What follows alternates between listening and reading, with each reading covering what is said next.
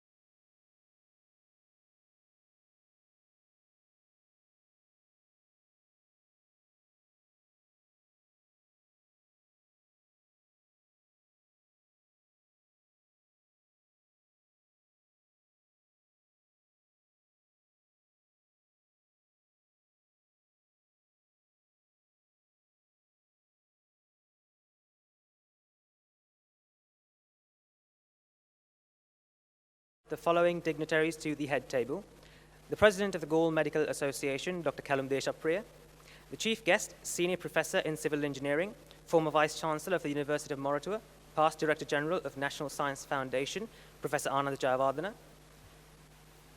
Orator of the 79th Annual Academic Sessions, Emeritus Professor, University of Ruhuna, former Senior Professor and Chair of Obstetrics and Gynecology, University of Ruhuna, Professor Malik Gunawardena; and the Joint Secretaries of the GALLE Medical Association, Dr. Gani Puncheheva and Dr. Gani Linage. Ladies and gentlemen, please stay standing whilst they approach the head table.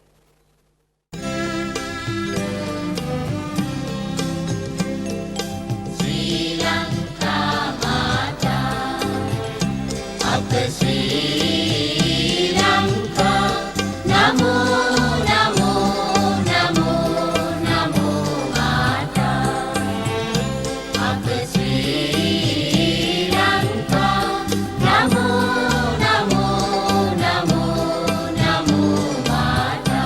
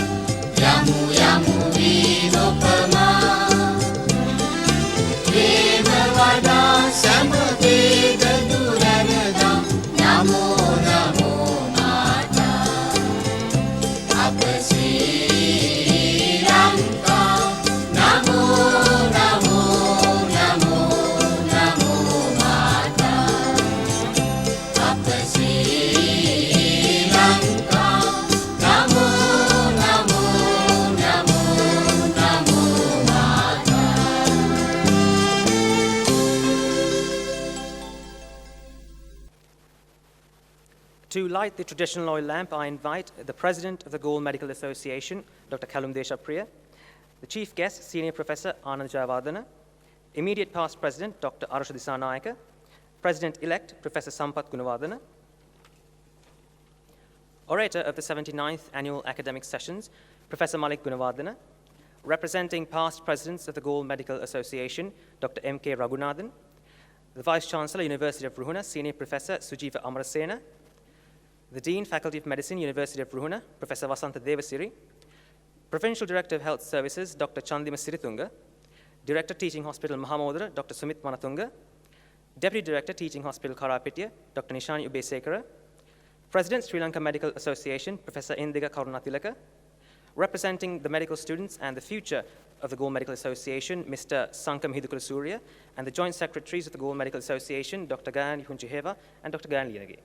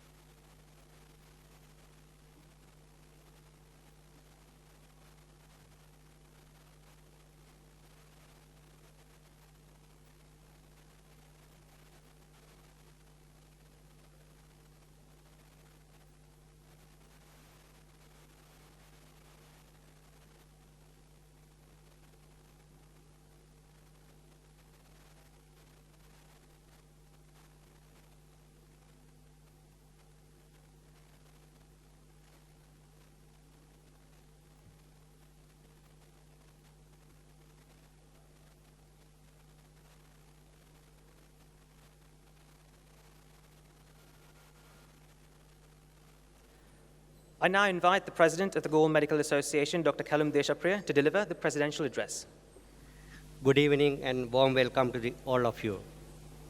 Chief Guest, Senior Professor Anand Jayawardena, distinguished past presidents and members of the Executive Committee of GALLE Medical Association, GMA Orator for the year 2020, Emeritus Professor Malik Gunawardena, Vice Chancellor of the University of Ruhuna, Professor Sujiva Amarasena, Dean of the Faculty of Medicine, Professor Vasantha Devasiri, Provincial and Regional Directors of the Health Services, Directors of the Teaching Hospitals Karapitiya and Mahamodara, distinguished invitees, medical students, and ladies and gentlemen.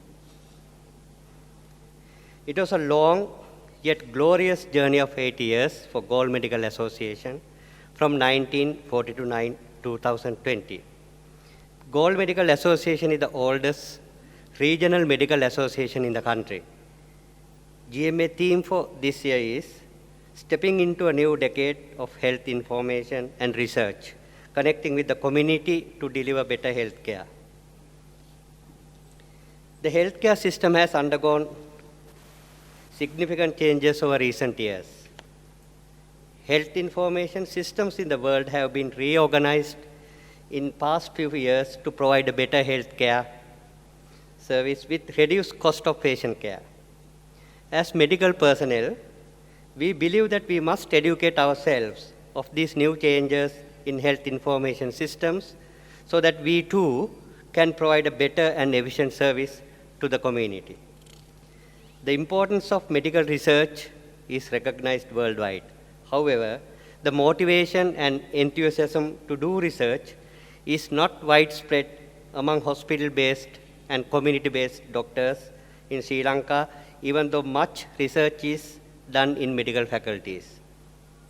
Thus, as an initiative, in accordance with our theme, we have planned several programs to encourage and educate the medical officers on medical research, as well as to educate them on importance of staying up to date with the ever so changing medical knowledge.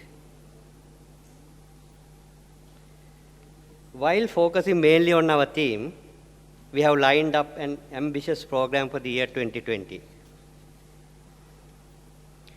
One of the most exciting projects, named Glorious 80, is compiling the proud history of GMA. Understanding our roots is an important part in shaping our future. This project, Glorious 80, is currently underway amidst many difficulties.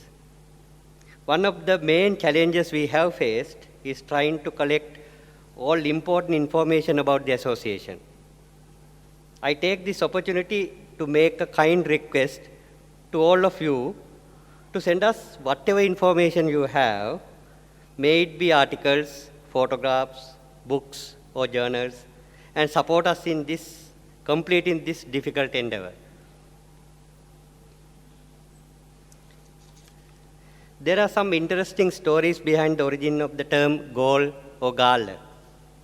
It is believed that the town got its name as GALLE as a result of the large number of bullock carts that stationed in the area following the long, slow journeys from remote areas of the country. GALLE in Sinhala means the place where cattle are herded together. Hence the name GALLE is a development from the word GALLE. Another theory is that the word GALLE is derived from the Latin word gallus, which means rooster. The Dutch have used the rooster as a symbol to depict Gaul. This may be the reason why a symbol of rooster appears in the middle of our logo. I noticed that our logo also has undergone changes over the years, from initial hand-drawn logo to the current digitally designed logo. We came across many such interesting stories while compiling our history, which we plan to share with all of you, hopefully, in the near future. Amongst many other activities planned for the year 2020, Gma Research Forum is a significant one. When the Gma Research Forum was introduced, the response from our medical officers was very encouraging. It was unfortunate that we had to interrupt the scheduled program due to COVID-19. However, I am happy to note that there is a significant increase in the number of abstract submissions this year and hope that this trend will continue. Research Help Desk, established at the GMA office, is continuing to provide its services this year as well and is considered a very useful activity. Any member can get an appointment to discuss about the matters related to his or her research project. GMA Community Outreach Program was held at the office of the Regional Director of Health Services.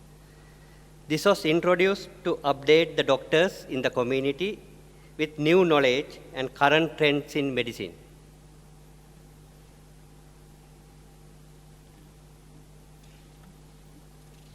Under the Postgraduate Directorate, which is the main academic program of GMA, we were able to conduct many successful sessions.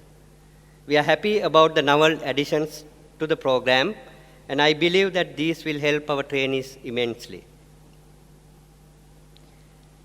Registrar Excellence Forum was designed to give the trainees an opportunity to experience an atmosphere similar to that of MD Part 2 clinical examination. Trainees were assessed by experienced MD examiners who are members of the GMA. At the Young Specialist Forum, senior registrars were given a chance to do a presentation on a subject chosen by them. These presentations were judged by an expert panel of judges. Immediately after the presentation, the trainee meets the judges for their feedback and critical analysis. It was decided to give the opportunity to present the best presentation of the year at the annual academic sessions. It was in mid-March that the COVID-19 pandemic forced the country to a lockdown. The council had to take difficult decisions on how to continue with GMA activities. It was decided that the first priority should be given to support the country's effort to fight against COVID-19, leaving aside the planned program of GMA. Thus, a number of social activities planned had to be abandoned or postponed. GMA contributed actively to the country's success story in numerous ways. By way of establishing COVID-19 hotline, conducting web-based seminars and educational programs for the community, and also conducting Vesak Bhakti Gi for inward patients and staff, arranging donations and humanitarian support, etc. We are proud of the Sri Lanka's achievements in fighting against COVID-19, and the GMA salute all those who contributed in various ways to this success story. Annual academic sessions is the pinnacle event of GMA activities. When the first signs of successful control of COVID-19 appeared in the country, the Council of GMA took a bold decision to conduct the annual academic sessions on the scheduled day as planned, even though we lost more than 3 months in the initial preparatory period due to the lockdown. Allocating funds and spending them for an uncertain future event was very challenging. I believe that we were able to read the progress of the pandemic control in the country with confidence, and I am extremely happy that we are proven correct today. I am sure that all of us here have learned many lessons from the pandemic. Tomorrow's first symposium will be focused on this. As a result of this pandemic, we were forced to experience substantial health, social, and economic impacts which are common to all countries, rich and poor. We are realizing the importance of living a simple life and managing with limited resources and limited finances. As I mentioned earlier, when introducing our theme for the year 2020, one of our main focus is to encourage our members on research. I see enormous opportunities for quality research in our hospitals and in the community that will definitely improve the healthcare system in our country. It is my belief that we should consider COVID-19 as a catalyst in achieving our goals in the new atmosphere opening as new normal. What is the purpose of medical research? There may be many answers to this question depending on the circumstance. The editors of The Lancet, in their editorial in February 2013 issue, published few possible answers most people would hopefully give. Research is done to advance knowledge for the good of society, to improve the health of people worldwide, or to find better ways to treat and prevent disease. Whether the current practice of medical research really achieves such noble goals is a question. The research environment has changed due to the influence from different stakeholders, funding agencies, pharmaceutical industry, etc. The editorial says that about $160 billion is spent every year on biomedical research. It is estimated that 85% of such research is wasteful or inefficient. Therefore, I believe that the importance, purpose, and impact of a research should not only be judged as late as in the publication stage, or even later as part of a research assessment exercise, but should also be judged carefully at the very beginning, questioning its importance, relevance, and scientific validity. An analysis of the local situation is needed to understand the magnitude of our problem. Professor Ananda Jayawardena, in his message to our proceedings book, also highlighted the importance of new research directions and interdisciplinary and multidisciplinary research participation. In an environment of severe economic contraction, we will no doubt see mounting pressure to meaningfully decrease total cost of care and improve overall healthcare affordability. I believe that this impact will not only apply to Ministry of Health or the government, but also to all professional medical bodies as well. We have to redefine the way we are going to operate in planning our future activities. This is an era where digital transformation is being effectively introduced to healthcare service. When the whole world, including the Southeast Asian region, is moving with the advancement of digital health systems, we are trying to be in par with them, but at a very much slower pace. An effective electronic health information system is still not a reality in government hospitals. However, postgraduate degree courses in health informatics are now being conducted by the Postgraduate Institute of Medicine, and Ministry of Health is taking steps to introduce effective electronic health information systems in all hospitals. Having a digital record-keeping system will help in many ways. Using it as a simple database itself will generate a range of opportunities to do clinical audits with a view of improving current practices. Most of the private sector health institutions very effectively use the electronic record-keeping systems in their day-to-day work. Morbidity and mortality data of national health statistics are derived from data recorded in the bed head tickets. These data are collected and coded at the medical record rooms by qualified medical record officers and coders. Such data from hospitals are collected centrally and analyzed.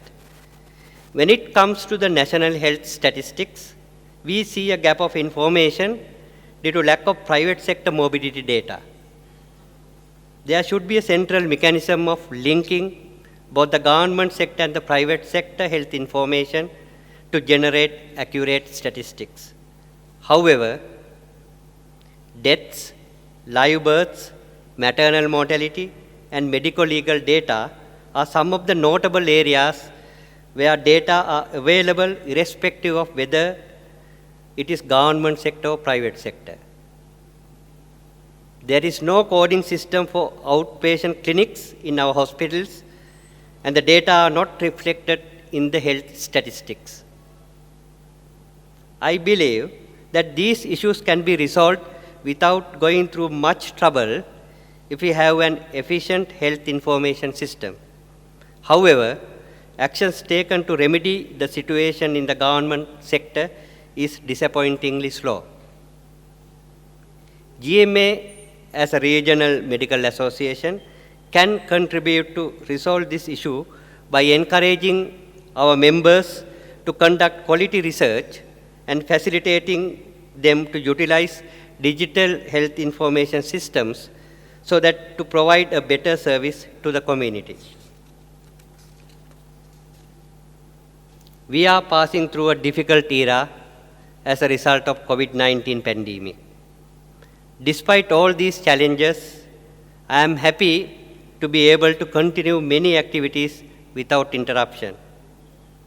I hope that the academic sessions tomorrow will be very useful, and we expect your active participation tomorrow.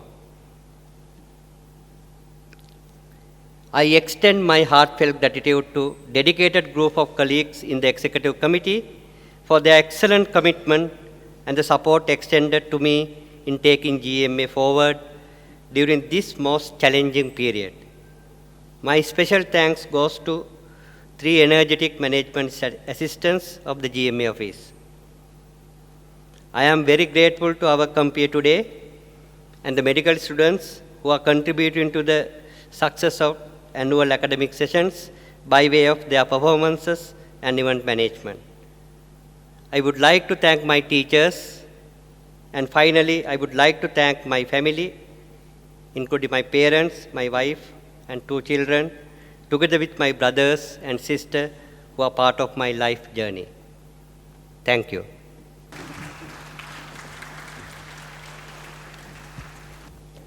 Thank you, Dr. Deshapriya. To introduce the chief guest to the audience, I invite the President of the GALLE Medical Association, Dr. Kalum Deshapriya.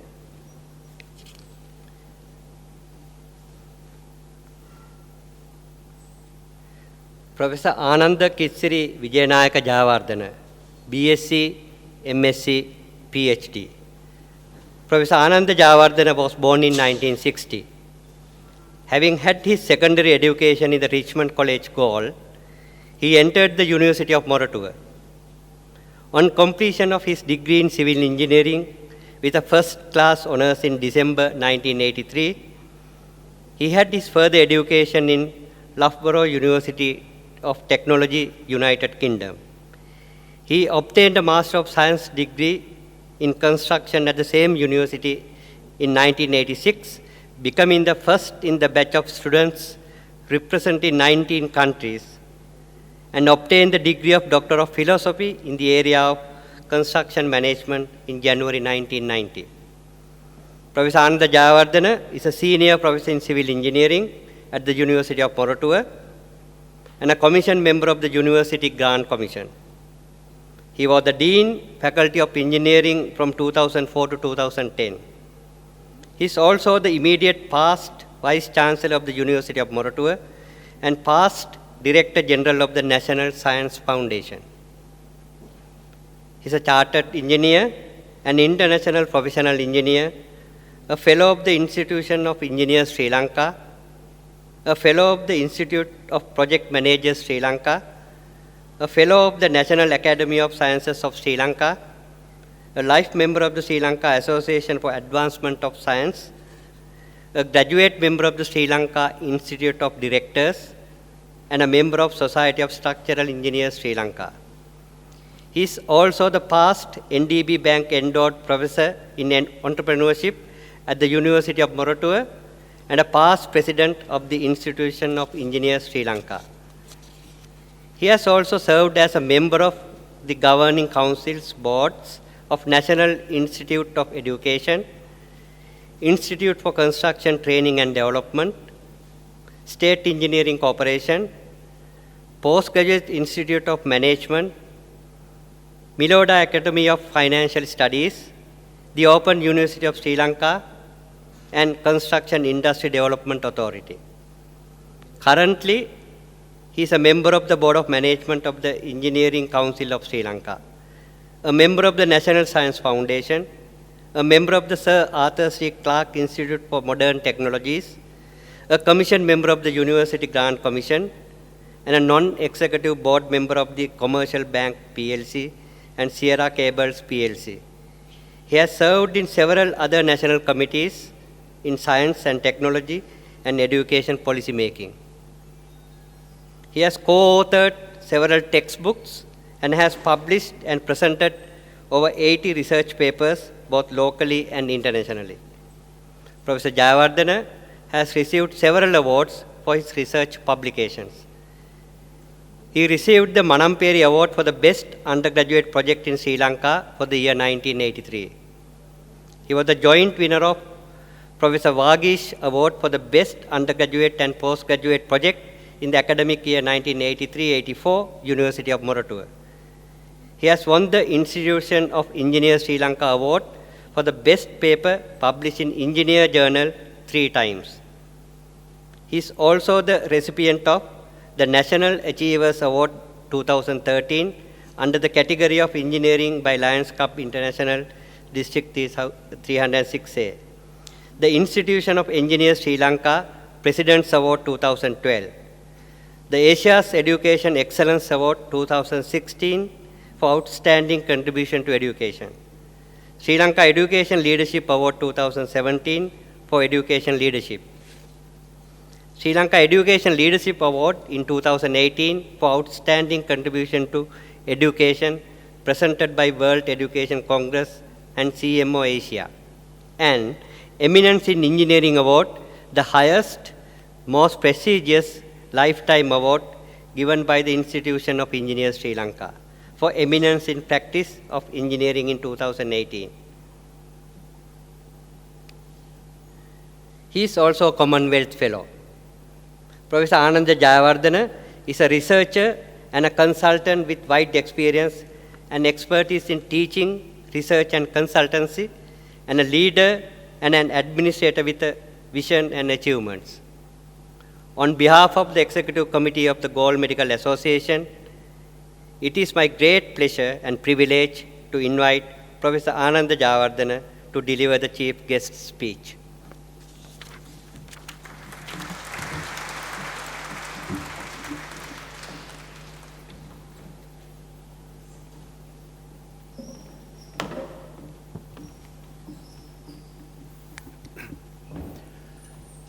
Very good evening, ladies and gentlemen.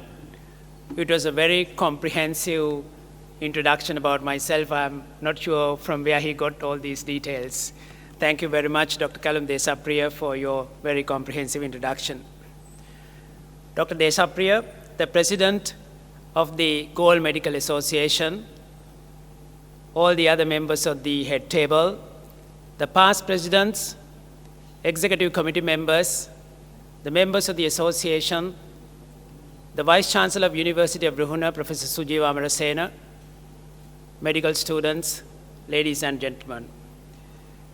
I'm very pleased, honored, and indeed privileged to be here as the chief guest and the keynote speaker to address this very august gathering, the GALLE Medical Association, having about 80 years of history, as we just witnessed, and to address outstanding professionals, medical practitioners, by a non-medical person.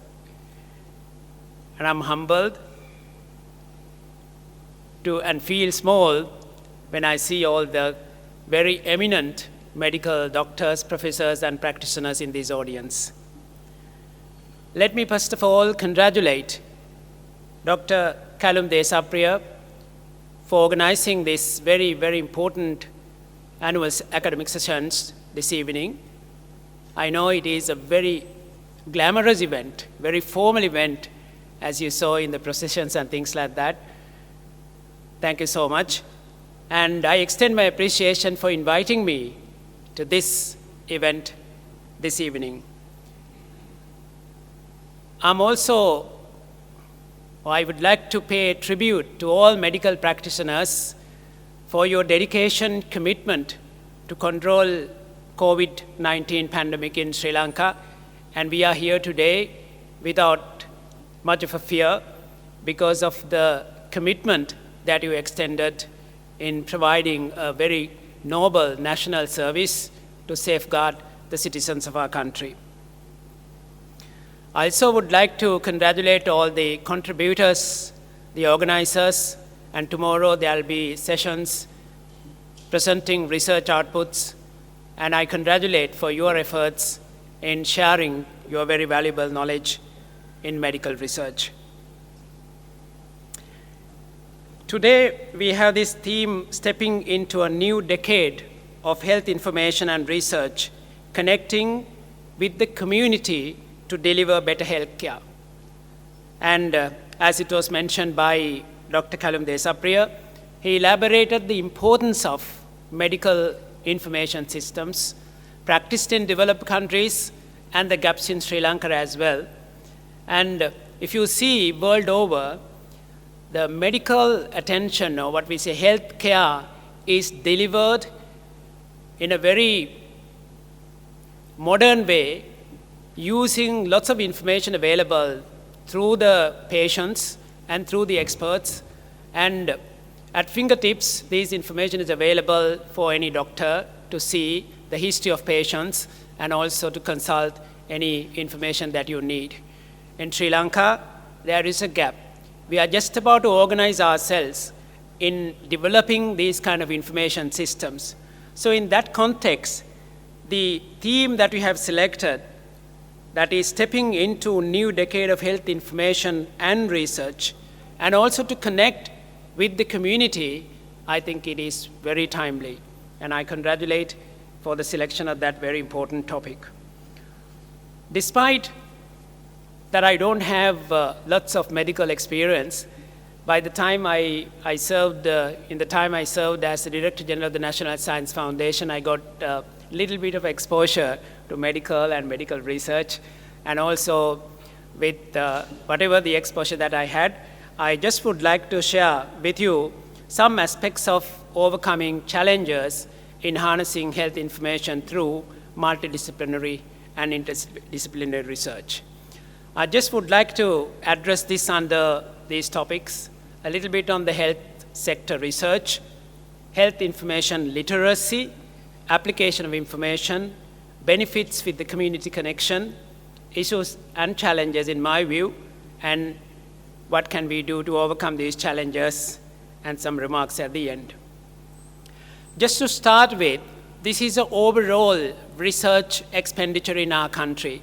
Over the years, as you can see, the blue bars, the histogram, indicates the value in terms of the rupees that we have spent. We are spending, 2018 is the last statistics that we have published by the National Science Foundation, 18 billion rupees on overall research, which is in terms of the percentage of the GDP, gross domestic product, is 0.13, and it is not increasing, and it has been decreasing slightly over the years.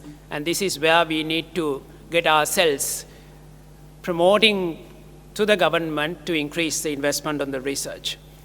If you consider the gross expenditure for research and development by fields of science, as you can see, you see in this pie chart, the medical presented in yellow, from the overall expenditure is about 8.48% of research expenditure. Engineering and technology takes the highest number. Distribution of researchers in the field of science, as you can see, the medical and health sciences, you have largest number of researchers practicing research in our country, is about 24.94% of the entire number of researchers.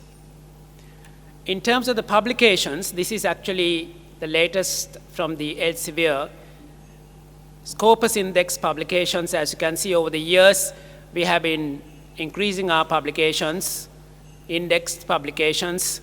This year, of course, the year is not over yet, but with the pandemic, we have got a small number of publications so far. But you can see over the years it has been increasing. And Elsevier was actually telling Sri Lanka is very good in our publications, particularly index publications, specifically in the medical field, also publishing jointly with the joint authors as well. If you consider the total number of publications here again, you can see medicine, 2,767, and the distribution is indicated here as well, computer science, engineering, agriculture, and so on.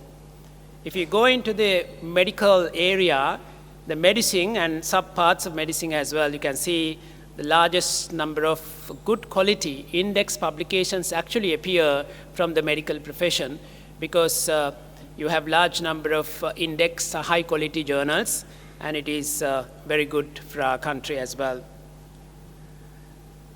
With that, I just would like to touch upon some of the research funding that we gave from the National Science Foundation on a special budget allocation we got from 2016 to 20 for non-communicable diseases, diabetes, cancer, CKDU, and dengue. And for these types of projects, with the idea of developing disease warning systems, health information systems, which is the subject of today, biomarker identification, biomarker libraries, epidemiological data, information of CKDU, etiology, and so on and so forth. And the distribution of this research funding for the 4 non-communicable diseases are like this, as you can just get a glimpse of that. And also the distribution of funding for universities is indicated here, with Colombo University taking the largest chunk, and Ruhuna indicated in green and taking some part of funding as well for this research. And these research grants resulted in this kind of output so far: 17 PhDs, masters, research scientists, collaborations with international 18 collaboration as well. So still some research is continuing as well, but we found it very difficult to get government funding to continue these efforts. The outcomes as of today is a web-based live update cancer patient information system in Maharagama Cancer Institute, National Hospital, Kalubowila, they are in operation, and system database on the burden of CKDU in dialysis units in Sri Lanka available in this link. The expected outcomes include National Dengue Dashboard, proactive dengue management system, a real-time mobile-based dengue forecast system, National Cancer Registry, genetic cancer database, and cancer biobank. With this, I move on to my second topic, which is health information literacy. And I was trying to understand myself. Health literacy is defined as the capacity of an individual to obtain, interpret, and understand basic health information and services, and the competence to use such information and services in ways which are health enhancing. Now, this health literacy is something that we probably consider ourselves as medical practitioners taken for granted. But if you just try to identify from the streets and from the common man, you will find that it is absolutely, very poor. And one of my friends told me that when he asked his father, Tata, ada dostara hamben yanna tiyanawa neda kiyala. Ethara kiwa yes mata ada gynecologist ළඟට යන්න තියෙනවා කිව්වා. ඉතින් gynecologist, what he meant was actually urologist. So you really do not know what is meant by the specialist of doctors. And for doctors, of course, it will be very, very convenient. And if you go to the streets and ask anybody, okay, වකුගඩුවක මොකද්ද ක්‍රියාකාරීත්වය, වකුගඩුවේ මොකද කෙරෙන්නේ, කොහොමද වකුගඩුව ආරක්ෂා කරගන්නේ කියලා ගොඩක් කට්ටිය හරියට කියන්න දන්නේ නැති වෙයි. So that is health illiteracy or under knowledge that the street people have. So literacy is very, very important in providing a better health care. So literacy is therefore ability to understand, utilize health information. Walking through the streets and talk, you will find enormous amount of this illiterate or people having lack of knowledge of health literacy. and the language confusion that you use the language in health, and even myself, I find it sometimes difficult to understand what is meant by health terms. If you talk to people, Grapevine is a powerful tool for us to understand the community aspects, and particularly when you are trying to outreach to the community, you will find out how important this is. And we also probably can educate people through the mobile devices that we consider, through disseminating the health information that you need. And in America, they have found that if you invest $1 million in improving the health literacy, you save $25 million dollars in healthcare services, in resources, expenditure in resources, which means that you can enormously save money on research expenditure by investing on health literacy. With that, I move on to the application of health information.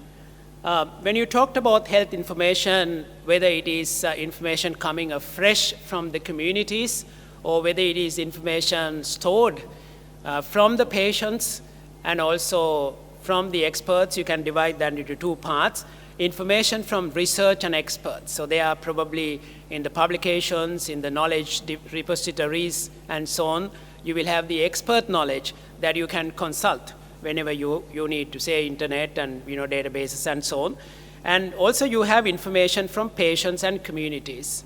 And patient information is very, very important. And unfortunately, in Sri Lanka, we don't have a fully developed way of retaining, maintaining, analyzing, and predicting based on this patient's information, or carrying out research based on this patient information. So this is where I think probably the GALLE Medical Association is trying to now address through its academic sessions.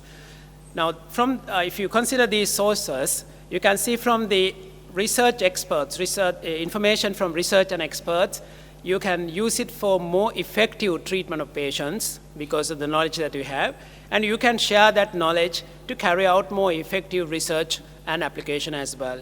So similarly, the information that you collect from the patients, you can feed in as expert knowledge for the others to use, and also you can straight away use for your research applications and so on and so forth.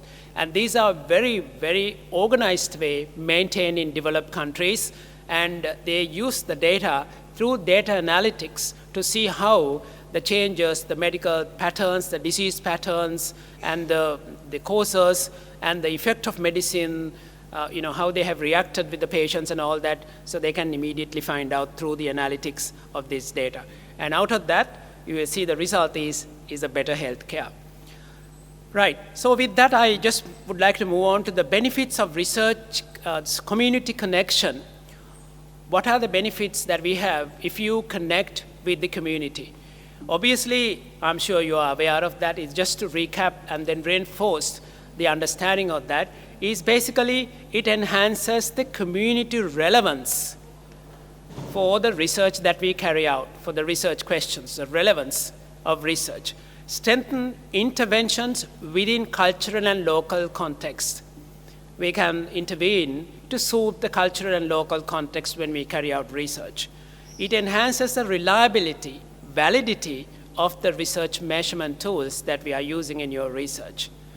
Obviously, it improves the response rate, recruitment, and retention for the research. Response rate, obviously, because we have community engaged. Increases the accurate and culturally sensitive interpretation of findings, and how do we interpret the findings which are culturally sensitive when we have a good understanding of what's happening.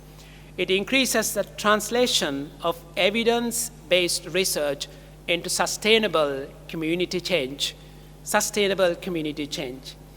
And also it facilitates effective dissemination of findings to impact public health and policy. Obviously, it increases the research trust as well. The message that we need to get is that there is enormous potential to harness this untapped or undertapped potential in community connection in health research for better healthcare, resulting in healthy nation, and reduced government burden on health expenditure.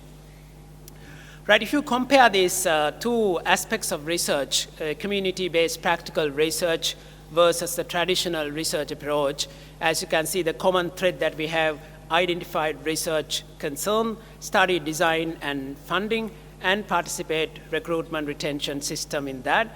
And the top part you can see in CPBR, community-based research, full participation of the community in identifying issues of greater importance. And it has increased motivation to participate in research process. Then community represent, if you consider the traditional one, issues identified based on epidemiologic data. You can see as a non-medical person, I find it difficult to even pronounce, not only understand the literacy of medicine, based on the data and funding opportunities. Community representatives involved in research study design and proposal submission, which increases acceptability of study approach, include fund and community. And in a traditional approach, design based entirely on scientific rigor and feasibility, funding requested primarily for research expenses. In community-based research, community representatives provide guidance regarding recruitment and retention strategies, and it enhances recruitment and retention. And in traditional approach, approaches to recruitment and retention based on scientific issues and best guesses regarding reaching community members and so on. If you just continue the research, the value addition chain, measurement instruments, design and data collection, intervention, design and implementation, data analyzed, interpreted finding, disseminated and translated. In community-based, measurement instruments developed with community input and tested in similar population. So therefore it is potentially sensitive issues are handled better and increase reliability and validity of measurements. And traditional measurement instruments adapted from other studies, tested chiefly with the psychometric analytic methods. Community members help guide intervention development. It assures greater cultural and social relevance to the population served, increasing the likelihood of producing positive change. In traditional research, design intervention based on literature and theory. In community members assist researchers with interpretation, dissemination, and translation of findings, and it assures greater sensitivity to cultural and social norms and climate and potential group harm, and enhances potential for translation of findings into practice. In traditional, researchers report findings from statistical analysis and published in peer-reviewed journals. So you can see the different approaches in community-based research and the traditional scientific-based research. A bit more for comparison, traditional research, community is a passive subject of study. In community research, involved community being studied in the research. Research design done completely by the researcher. Research design done with the community representatives and the researcher. Needs assessment, data collection, interpretation, and evaluation, researcher's responsibility. The same thing is the responsibility of everyone's, that is community and researcher. Usually sustainability is not considered in traditional research. In community-based, sustainability is a priority that begins from the inception of the program as well. Right, now what are the issues and challenges in the community connection, which is something that not every researcher would like to do, community-based research. What are the challenges? Nuisance of participation. And some of us would like to do research contained in our offices and go to the library, maybe connect with the internet, Google, find out literature, and then do a bit of a data collection and then do research, rather than going to the community. Sometimes it is a bit of a nuisance in community participation. The power and the privilege, who sets the research agenda? Researcher or the community, right? It's a challenge. Historical and current research abuse. Now, what you have done with the historical research with the community, how you have used it, whether it was beneficial for the community. Specific institution research team reputation with the community and their relationship. what kind of a relationship that you have already built with the community. Challenge of research team having necessary skills and values, cultural humility, listening, patience, negotiations capabilities that you have to maintain this kind of a good relationship with the community. Challenge of individual versus community benefit. What is the benefit for us? If you don't get a peer-reviewed publication, we might consider it is not really benefit for an academic, but there is significant benefit for the community. Now, how do you value this? Compare the challenge of individual and community benefit. Challenge of needs of academics, publications versus immediate actions. Community needs immediate actions. Threats of internal validity and research rigor. Highly motivated intervention groups. Community will have very highly motivated intervention groups, politicians, trying to find out solutions for national problems, community issues, and so on. Then expectations versus results. How do you interpret that? And interpersonal conflicts and individual agendas of communities also sometimes. These are challenges that we need to understand when we do community research. How do you ensure reliability of community data? We need to establish this trust between the researcher and patient, communities as well. Very important to establish this trust. Even when you treat a patient, you see the trust that we need to establish. The technology competency of the communities and the patients, if you use the technologies to connect data and then store data, maintain, and things like that. Then health literacy of the communities. Obviously, when they feed in data, they might confuse themselves and provide wrong data, wrong information, or probably use wrong terminology as well.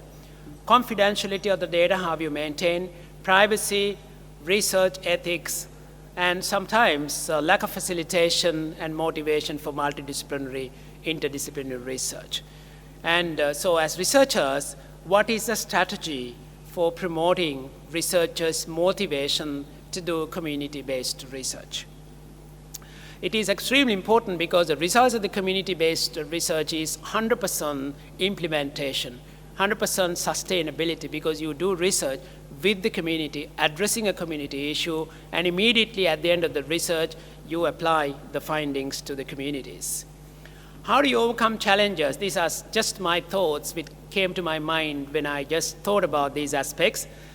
Overcoming challenges through multidisciplinary and interdisciplinary research, right? So I think as researchers, we know the enormous benefit that you get through multidisciplinary and interdisciplinary research rather than doing research by your own, right? That is connecting with the others with expertise coming from various other sources.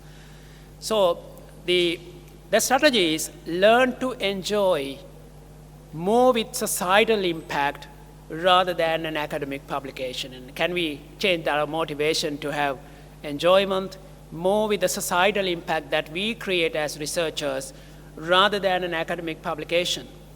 And the ideas urged by societal health issues. And if you see societal health issues, we get a motivation to address that.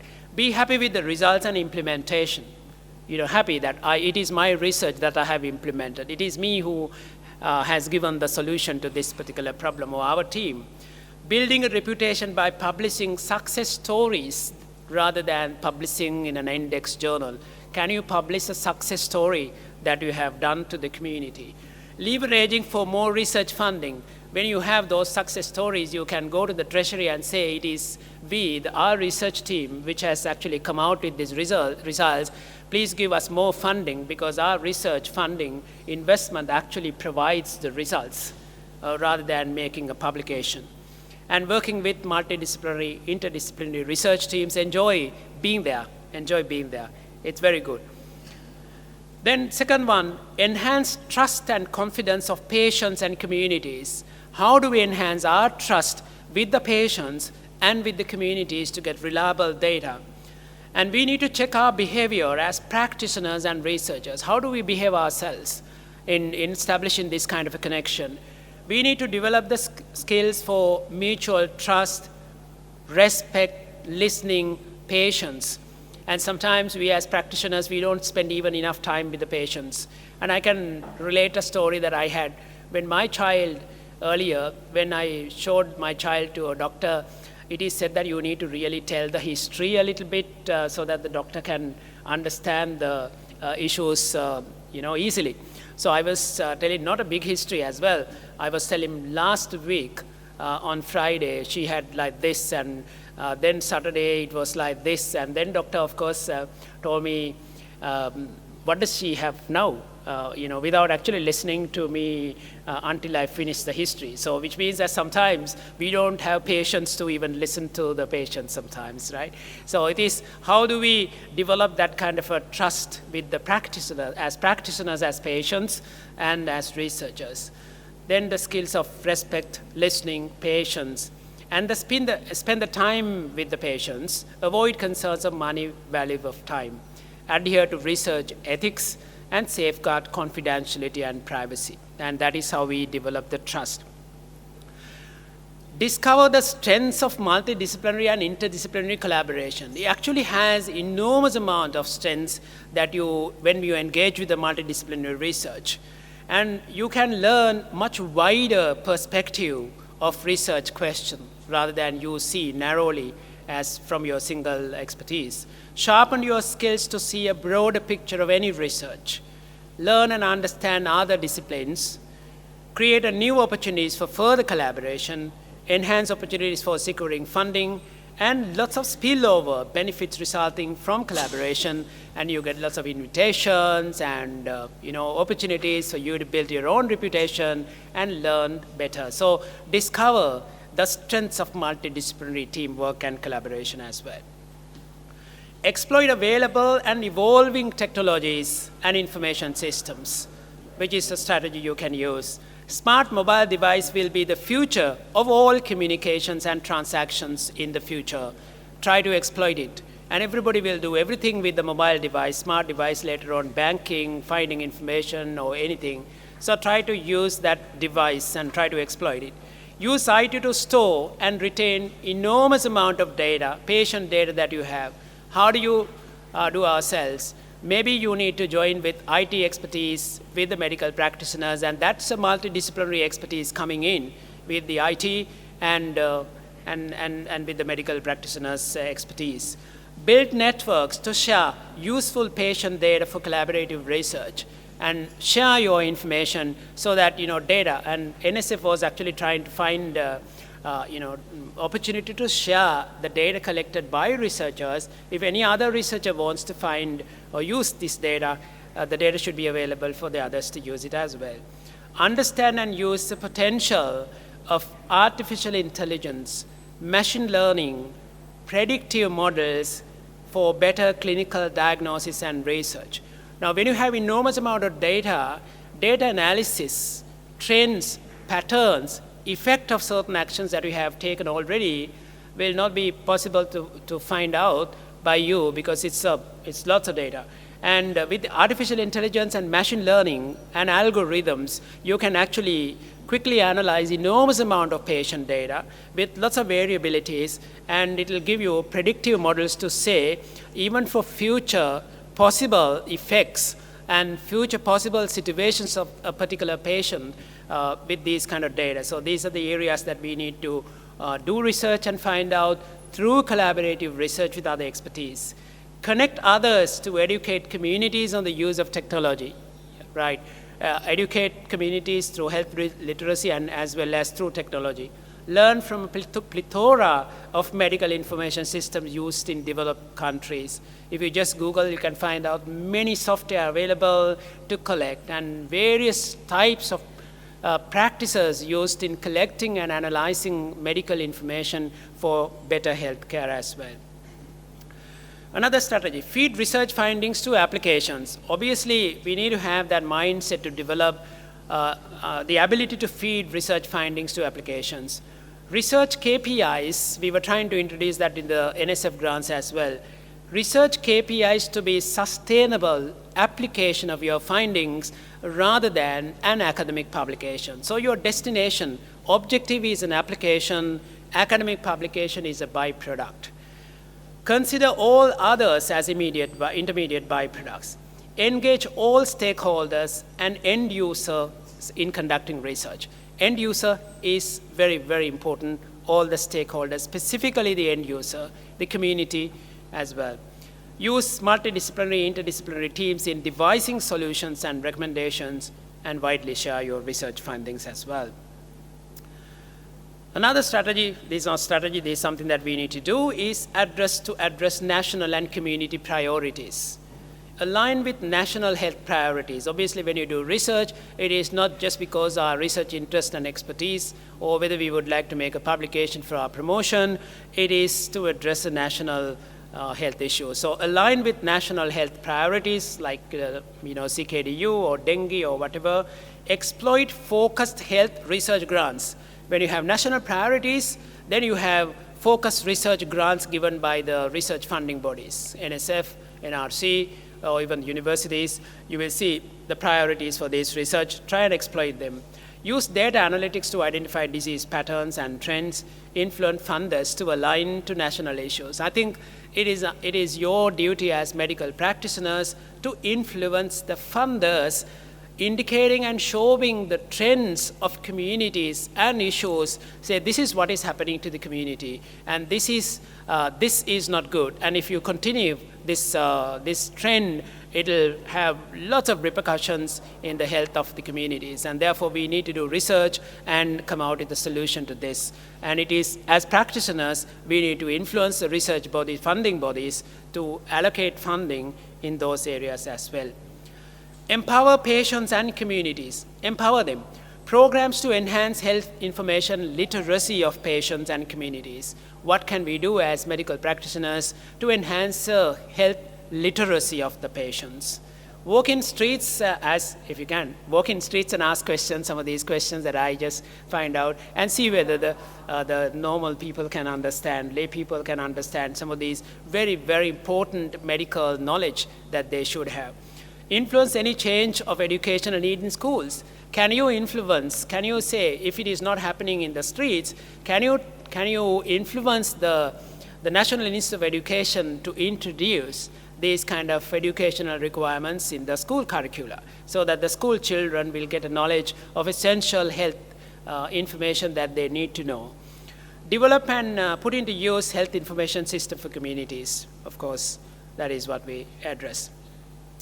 With that, I just would like to give an idea about the developed system of health information. Healthcare 2025 is a digital health care ecosystem, and we are familiar with Internet of Things, or IoT, and they even say Internet of Medical Things, IOMT.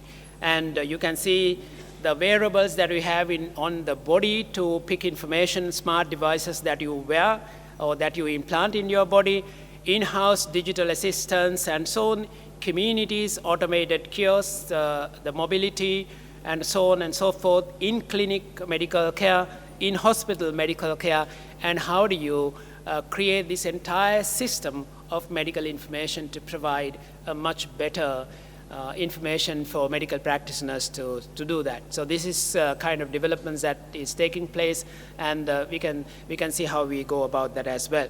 With that, just some key messages that I would like to highlight. We need to be very proud about your research output in the medical discipline, because publications are happening, medical researchers are very, very fluent and good. More research and development efforts are needed to develop and maintain national health information of patients and dashboards. There is plenty of room to improve health information literacy of our communities and public. Enhancing health literacy is an investment for significant reduction of healthcare expenditure. There is enormous potential for untapped or undertapped community connection in research for better healthcare. Community-based research has near 100% implementation success compared to research done using traditional method. There are significant variations in traditional approach and community-based approach, and there is a great need for researchers to be equipped with skills for community-based research. Challenges in community connections are significantly different to the challenges of conventional research approach. Trust, technology competency, health literacy, confidentiality of data, privacy, data security, and ethics are essential parameters of success in community-based research. Most challenges, however, can be converted to strengths of research with rewarding benefits for the researcher and the community. Multidisciplinary and interdisciplinary research can overcome many of the challenges of research with greater potential for sustainability success. Exploitation of available and evolving technologies significantly facilitate community research and sharing research information.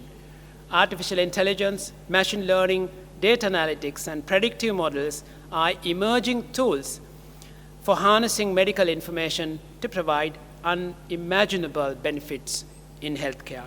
So with that, I just would like to play a 2-minute video clip, which is actually an extension for healthcare from the Johns Hopkins University in the USA. I know you are aware of Johns Hopkins University's reputation as a university which carries out lots of medical research, very variable medical research as well, just to see how they connect with the communities. Can you play the video, please?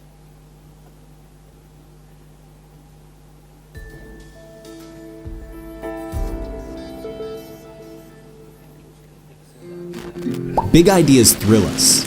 They can change the way we see things. Sometimes they change the world. And what appears to be one person's bright idea, more often than not, was a team effort.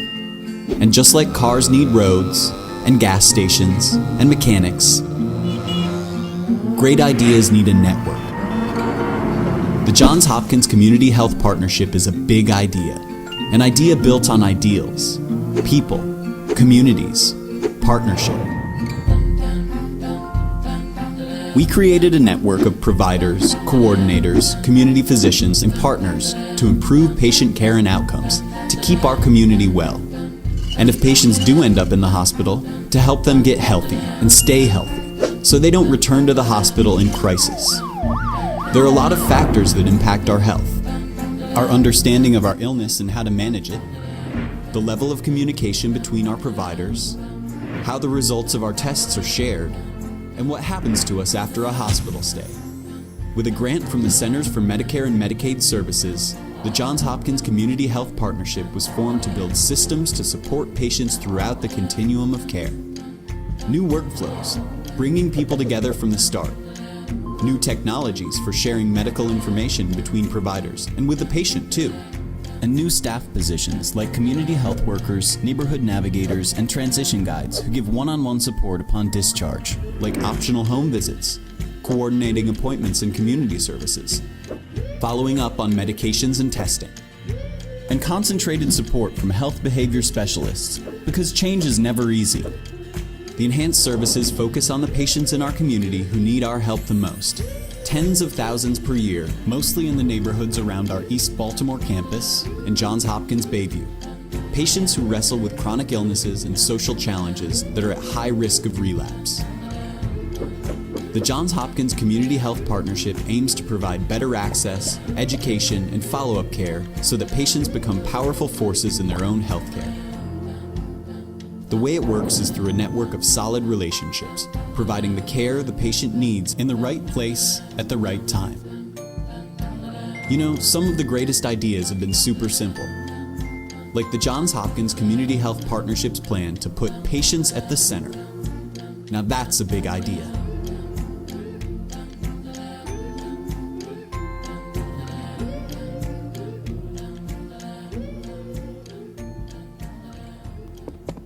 Community research.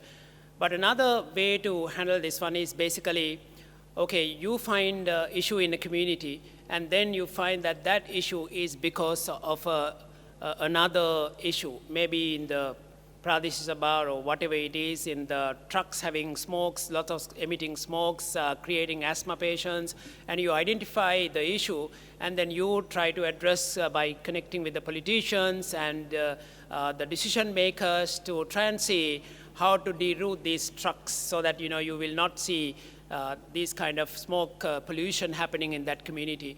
On the other hand, is it possible for you as medical practitioners to influence the policymakers to have this kind of smoke pollution trucks forbidden from the roads, and to have a cleaner kind of a system so that the roads are not polluted. So this is how, as medical practitioners, we identify a problem and then outreach to the decision makers, communities, and influencing people so that we can change the community health in extending our users.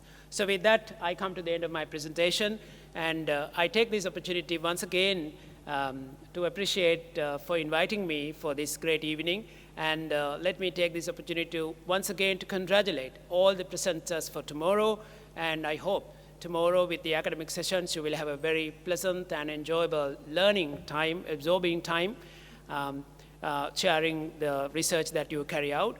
And also, I would like to take this opportunity to wish all the very best for the GALLE Medical Association. You have a huge agenda that you have identified, and I hope that you will have the courage, strength, time, and resources to achieve your targets and to reach greater heights. Thank you very much. Thank you, Professor. We greatly appreciate your presence here today, and as such, I would like to invite the President of the GALLE Medical Association, Dr. Callum Deshapriya, to present a token of our appreciation to the Chief Guest, Senior Professor Anand Jayawardena.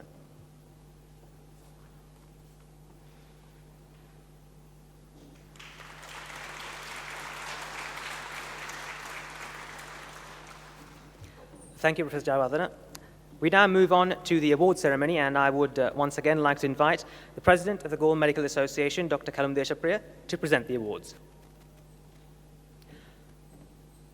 The first set of awards is for presentations at the Young Specialist Forum, the platform for senior level trainees to enhance their professional development. Out of all the presentations by senior registrars across all specialties, the winning presentation is High Fever in Dengue Endemic Area, Dilemma of Whether to Treat or Not with Non-Steroidal Anti-Inflammatory Drugs by Dr. Indumini Vikramasinghe, Senior Registrar in Pediatrics, Teaching Hospital, Karapitiya.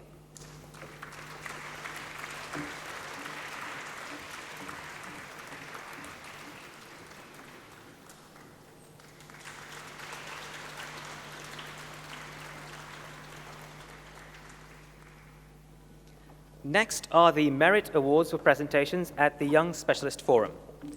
The first of the two Merit Awards is awarded to Dr. Amila Senaratne, Senior Registrar in Internal Medicine, for the presentation on chronic obstructive pulmonary disease beyond inhalers.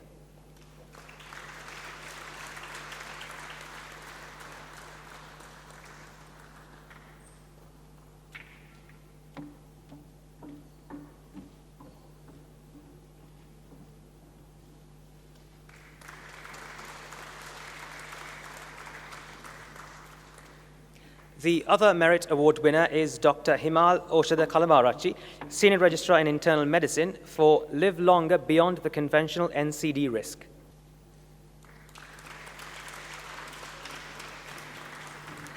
Moving on, to introduce the orator of the 79th Annual Academic Sessions, I invite the President of the GALLE Medical Association, Dr. Callum Deshapriya. Professor Malik Indra Rodrigo Gunawardena, MBBS, MS, FRCOG, FCOG, MGS. Professor Malik Gunawardena was born in 1953. He had his primary and secondary education at St. Thomas's College, Mount Lavinia, from which he entered the Faculty of Medicine, University of Ceylon in 1972.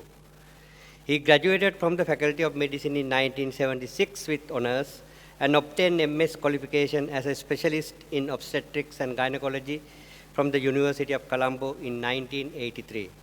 Professor Gunawardena was board certified as a specialist in obstetrics and gynecology in 1985.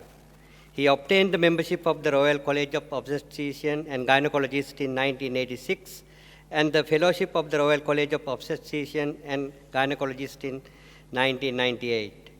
He is a fellow of Sri Lanka College of Obstetricians and Gynecologists and an honorary member of the Gynecological Society of Poland. Professor Gunawardena is an emeritus professor of the University of Ruhuna and currently a visiting professor, Postgraduate Institute of Medicine, University of Colombo, and a member of expert panel on immediate response to maternal deaths, Ministry of Health, Sri Lanka. He is a trustee of the Sri Lanka College of Obstetricians and Gynecologists.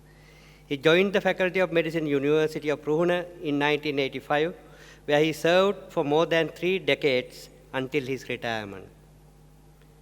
During this period, he served as a lecturer, senior lecturer, professor, senior professor, and the chair professor of obstetrics and gynecology at the Faculty of Medicine, University of Ruhuna. Professor Gunawardena has played many leadership roles and worked in responsible positions in organizations such as World Health Organization, universities, and in Postgraduate Institute of Medicine. These include President, Sri Lanka College of Obstetricians and Gynecologists, Vice President, South Asian Federation of Obstetrics and Gynecology, Chairman, Board of Study in Obstetrics and Gynecology at PGIM, Member of the Board of Management of the PGIM, Member of the WHO Nutrition Guidance Expert Advisory Committee, and member of several WHO Guidelines Development Groups. He is the Chairman of the Ruhuna Task Force of National Coordinating Committee for Reproductive Health Research and an advisor and visiting lecturer to Medical Faculty, Sir John Kotalawala Defence University. Professor Gunawardena is a life member of the GALLE Medical Association, having joined as a member of GALLE Clinical Society in 1980. He was a secretary of GALLE Clinical Society and was the vice president for 2 terms. He was the president-elect for 2001, but unfortunately he could not become the president of GMA as he had to go to England in 2001. He has personally conducted more than 40 research methodology training programs and has delivered 7 international and national orations and keynote lectures. Professor Gunawardena delivered his very first oration in his career, the D.A. Ranasinghe Memorial Oration of the Sri Lanka College of Obstetricians and Gynecologists 20 years ago in this same venue in the year 2000. Since then, he has delivered 5 orations so far, 3 international and 2 national. We are very grateful to you for selecting GMA to submit the application for GMA oration this year due to your long-standing affiliation with the GMA. Thank you, sir. Professor Gunawardena has won many awards, fellowships, and scholarships. To mention a few, he was the recipient of the Young Gynecologist Award at the 13th World Congress of International Federation of Gynecologists and Obstetrics in Singapore in 1991. Sri Lanka National Research Council Merit Award for Scientific Publications, Commonwealth Medical Scholarship in 1985, and Commonwealth Medical Fellowship in 1995, and 3 WHO fellowships. He received the Vice Chancellor's Award in 2005 in recognition of outstanding community service rendered following tsunami, and Sri Lanka President's Award for Scientific Publication in 2011. He is a member of the editorial boards and a reviewer of many prestigious journals. He is a co-author and co-editor of the book entitled Obstetric Emergencies and Procedures, which is awaiting publication. He has written 6 chapters in books. Professor Gunawardena has 99 scientific papers published as abstracts, has 85 full papers published in international and national refereed journals, and has 6 full papers awaiting publication. Sir, we are honored to have a person of your caliber as the orator tonight.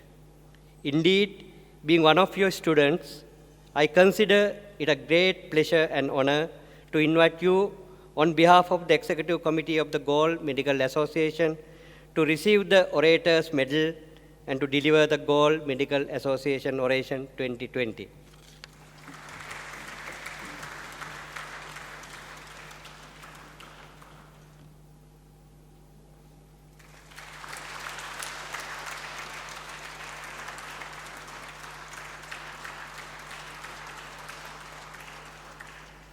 Dr. Kellum Deshapriya, President of the GALLE Medical Association, Chief Guest, Professor Ananda Jayawardena, members of the head table,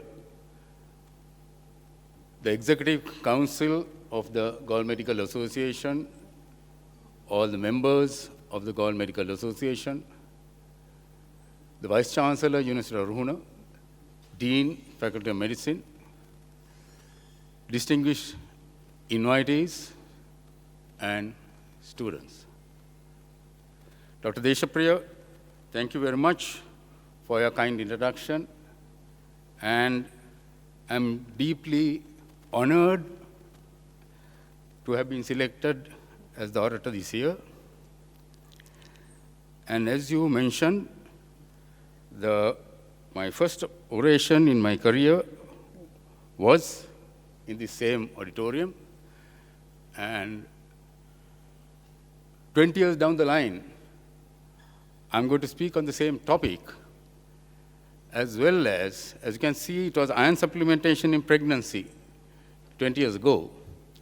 So today, I'm going to speak on basically the changes that have occurred in its diagnosis and the prevention of this condition, iron deficiency anemia in pregnancy. I'll first deal with the problem of iron deficiency anemia as well as iron deficiency in pregnancy, and then the problems associated with its diagnosis and also its prevention. Then the changes that have occurred in the detection of anemia and iron deficiency by different laboratories in GALLE. Then I'll go on to the changes in the strategies adopted to prevent iron deficiency anemia and iron deficiency during pregnancy. Then there have been marked changes in the rates of anemia and iron deficiency in women presenting for antenatal care to the academic unit of the Teaching Hospital Muhammadur GALLE. And from all these, I will conclude depending on the findings of 10 key publications on this topic, published in international and national journals. Then I'll briefly refer to 9 other publications on this topic, and also 4 relevant WHO guidelines, of which I was privileged to be a member of the guideline development group. Now, when it comes to the problem of iron deficiency anemia and iron deficiency during pregnancy, the WHO global database of anemia spreading from 1993 to 2005 showed that 2/3 of these women are in Asia. So it's a big load.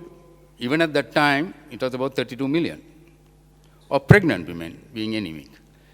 And in our own region, the South Asian region, we are not too bad with 29%, but you can see in Nepal, it's close to 70%. This is pregnancy. In pregnancy, the women who are anemic. Now, the Demographic Health Survey in 2007 found a 34% rate of anemia in the entire population. But in 2009, a study carried out in the MRI, the Medical Research Institute, suggested that it was much lower. It was about 17% overall, with about 29% in the Colombo Municipal Council area. But of course, there was a little concern because the study sample was rather small, about 228, but it was probably representative. And then we had a report from Vaunia saying it's about 8.2%. That was in 2009. And a report from Anuradhapura saying that it's about 14%. That's in 2012. Now, if this is true, then anemia is not such a major problem today, and it may be classified as mild or, at the worst, moderate, and certainly not severe. Now, as you all know, it has a multifactorial etiology. Nutritional deficiencies are the commonest, and of which iron deficiency anemia is the commonest cause of anemia, whether you are pregnant or otherwise.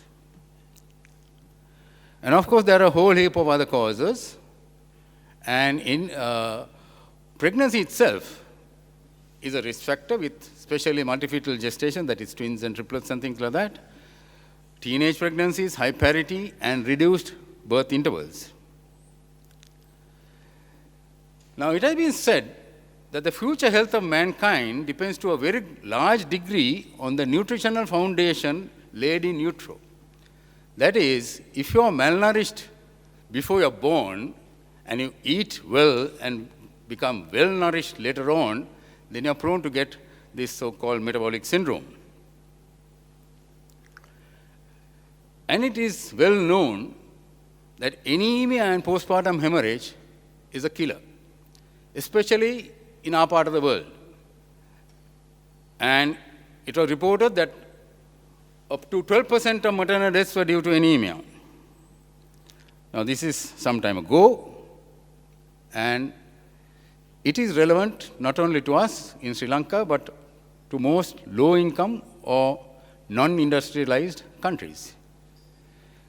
A recent article about a month ago in the British Journal, even in Canada, a population-based study, large study, more than 730,000 births, they showed that there is a risk of severe maternal morbidity and death if the pregnant mother is anemic. Now, there are lots of adverse effects on the mother. The most important one being that she is unable to tolerate blood loss during delivery. And of course, on the fetus, low birth weight, preterm delivery, and reduced iron stores in the fetus, which affects the infant as well. Because even if the infant is not anemic at birth, the infant becomes anemic by about 6 months or so because breast milk does not have iron. And that is why we practice what we call delayed cord clamping today. And it also leads to various other problems of poor growth, lethargy, weakness, and things like that. Now, that's not the end of the story. It continues to childhood and even later on. And that is why I used to tell my students when I used to lecture some time ago in this faculty that when they have abnormal behavior, they go on strike and they start shouting and behave. And also they find it difficult to learn. I said, perhaps your mothers didn't take their antenatal oral iron as they should have. But see, in this audience today, I think I've been proven wrong because most of them have, excepting 1 or 2 exceptions, most of them have done extremely well. And I'm very proud to say that a large number of them have done much better than I have, and that gives me great pleasure.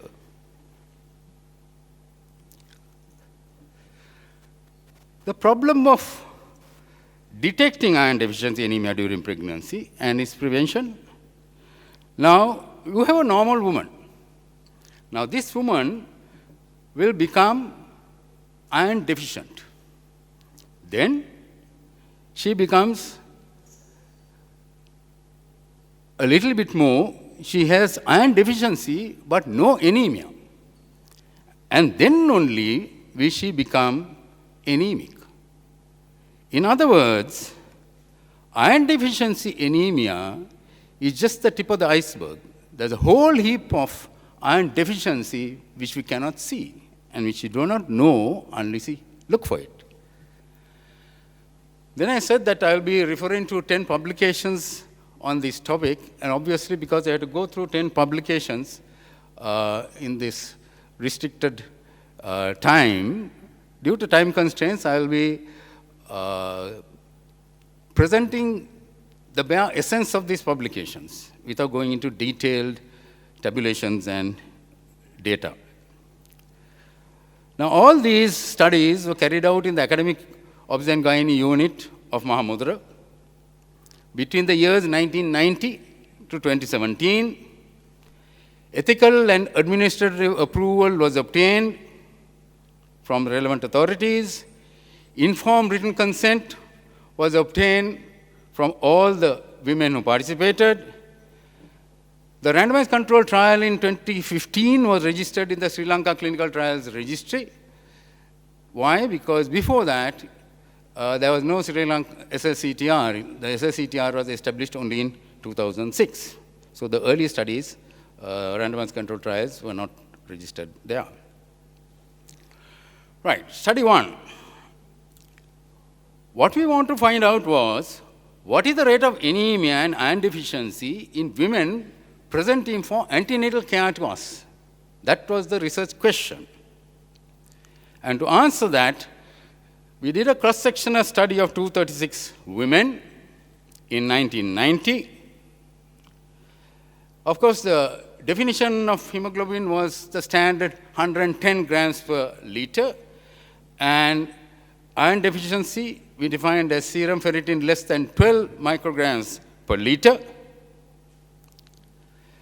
And these were our findings. We published in the Ceylon Medical Journal in 1995. Anemia, 56%. Iron deficiency, 69%. So that's a significant difference between the rate of anemia and iron deficiency. And therefore, we concluded that hemoglobin per se is not a good index for detecting iron deficiency, and it had, the sensitivity and the negative predictive value were not much great. Then study number 2. Here we wanted to find out, we do a lot of these, we do a full blood count and we get the automated report. How reliable are these, how valid are these during pregnancy? So we took 2 cohorts, one in the second trimester, the other in the third trimester. Again, this was in 1990. And this is what we found. You might think that it is not too bad, but strictly speaking, when we talk of hematology, we would like it to be better. As you can see, the hematocrit, the mean corpuscular hemoglobin and the mean corpuscular hemoglobin concentration, they had fairly good specificity. The MCH was not too bad in its sensitivity and negative predictive value. But the rest of it, as you can see, especially the hemoglobin, was nowhere there. Of course, the mean corpuscular volume was reasonably okay and specific, but sensitivity was very poor. Now, that was in the second trimester. In the third trimester, it was a little bit different, where the MCHC was not too bad. I would say it's good. And the MCH had a good sensitivity, but the specificity most seemed to be okay. Anyhow, our conclusion was, which we published in the Ceylon Journal of Medical Science in 2001, that we should not depend on one index alone. And certainly hemoglobin was not good, and to detect iron deficiency anemia, we should use several indices. That was our recommendation. Then we come to study number 3. Now, this is something that we, I think, used to find those days. You send the same sample to 2 different labs, you get 2 different results. And sometimes the clinical picture does not fit the lab result. So we want to find out, how do these agree? Do they or do they not agree? Different laboratories. We did it in the same sample of women where we did that, the other study of validity, by sending it into 2 different labs. And this is what we got. Sorry for this very old graph. Unfortunately, I don't have the raw data, and I had to take a snip from the journal, And what we have done here is we have plotted the FAC means the medical faculty, KYO means the Kyoto laboratory. We have plotted the values of the faculty and the Kyoto lab, the hemoglobin values, against the faculty values. So then what you see is that the Kyoto values are definitely higher. Now the Kyoto values are these, the pyramids. The pyramids, that's a Kyoto value. So all those are above this line. So that means it is high. Now this one shows it better. This is the box plot. The Kyoto lab had a very high, very significantly higher value compared to our own medical faculty lab. Of course, this was not seen in the third trimester. It was only seen in the second trimester. So therefore, we published in our own GALLE Medical Journal in 2000, because 3 different laboratories, namely the hospital, that is Karapidi Hospital, the medical faculty, and the Kyoto lab, had 3 different, not Karapidi Hospital, Mahamodur Hospital, we had 3 different values. So therefore, we suggested again that we should treat these with caution, these values, and use more than one for our diagnoses. So in a nutshell, we have to be aware of inaccurate reports. There can be variation from laboratory to laboratory. Therefore, you should use more than one, at least 2 indices. Then there's another thing that we should keep in mind, what you call the diurnal variation within the same patient. It varies from morning to noon to night. And of course, the most important being, if there's a difference in your clinical impression and the laboratory findings, I think it's absolutely essential that you repeat the laboratory investigation. There are a whole heap of investigations which are not recommended. Serum iron, total iron binding capacity, and such and such. This is, I'm telling you, in pregnancy, not in the normal one. So therefore, a full blood count, a serum ferritin if you can, but I think a blood picture is very important, because mean, what does the mean signify? It's an average. So it will not show the large cells due to folate deficiency, neither will it show the small cells due to iron deficiency anemia, and very often our mothers have both. So the mean corpuscular volume can be normal, but you can see the polymorphic or the bimorphic picture if you do the blood film and you see the small cells, the microcytes, as well as the macrocytes. Of course, serum transferrin receptors, which I had the privilege of doing when I was in England, but I don't think it's done here at all. Right. So we published this review. This was on invitation. I was invited to write this review in a prestigious international journal. And as you can see, there anemia is spelled as A-N-E-M-I-A, because that particular journal editor wanted that particular spelling, while most of us today use the other one. And the practice points and the practical points are clearly. So basically, this was a summary of what I've been talking about all this time. So that's the review article, which was written on invitation. And again, this one, of course, I contributed. My colleague wanted to write the article. So, and it is in 2014, we wrote this article, or again, a review article in the Sri Lanka Journal for our colleagues. Then the changes in the detection of anemia and iron deficiency by different laboratories. Now, study 4 is actually a repeat of study 3, which we did in 1990. Here, we are doing it in 2014. So that is 24 years later. The same question. do these results obtained from different laboratories agree? Much larger study, 350 patients between 12 and in the second trimester.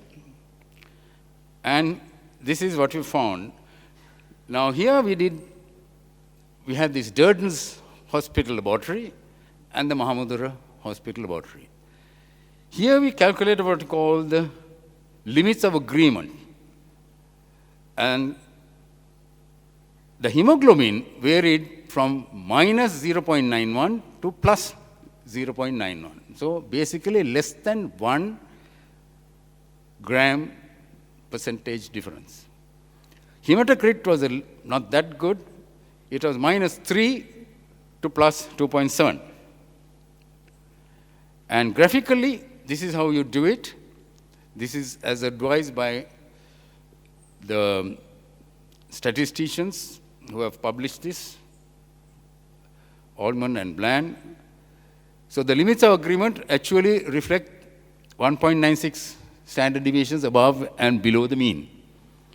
And what you do is you plot the difference between the two laboratories versus the mean. Okay, sorry, the mean is in the x-axis of the two laboratories, and the difference is plotted in the y-axis, and that's what you get. You can see a few away from the limits of agreement, and that is what the hematocrit looks like. Not too bad. Now, this is what we call the clinical limits of indifference. That's a person called Indran who described this. And what he said was, clinically, what do you think would be the significant difference? Or what would you think is insignificant? So here we have to decide. So we decided that a 10% difference would be negligible.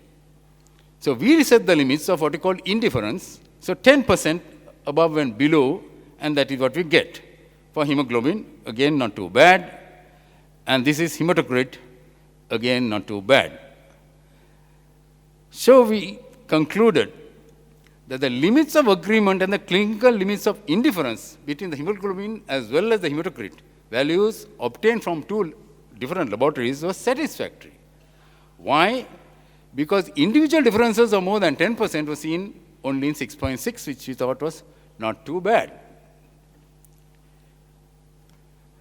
And this, of course, was a significant difference from the picture in 1990. Then we come to prevention of anemia and iron deficiency in pregnancy. And study number 5, what we wanted to do was, we had this daily oral iron supplementation program going on for years and years. But we are not quite happy with it. So how effective was this routine daily oral iron supplementation program? We did a prospective study on 88 women, starting in the first early second trimester.